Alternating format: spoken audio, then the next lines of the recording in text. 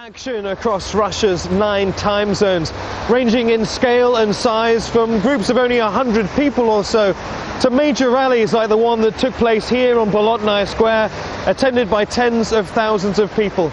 But they all have one thing in common: people contesting Sunday's parliamentary election.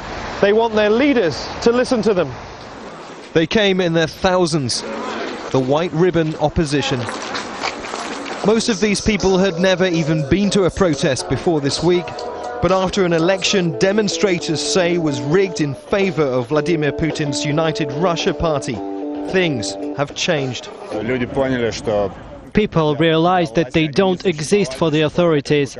They want to show they do, and that it's their country as well. We're here because we think we can change something in our country. It's the biggest day of protest since Putin entered politics. Most of this crowd is from Russia's educated middle class. For more than 10 years, they've remained silent and cynical about the nation's leaders. But many are now openly calling for Putin to go. After violent clashes earlier on in the week between protesters and police, many of these people are very eager to avoid any form of confrontation. They're calling not for revolution, but for political evolution.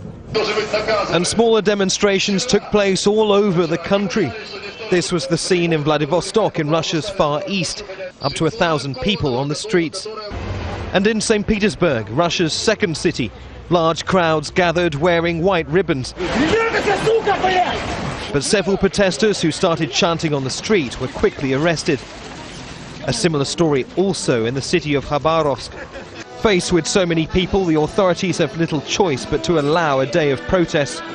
But this is carefully managed dissent, and more than 50,000 police and Interior Ministry troops remain on guard. The protests mark the return of street politics to Russia, for the first time since the collapse of the Soviet Union. Today we're actually celebrating a rebirth of civil society in Russia, because for many years we have known such large crowds gathering together and in one move making their statements and fighting for their political and civil rights. Nobody knows where all this will end, but they know where their demands start, with a unified call for dignity and justice. Well, usually quick to answer criticism, the Kremlin is remaining quiet.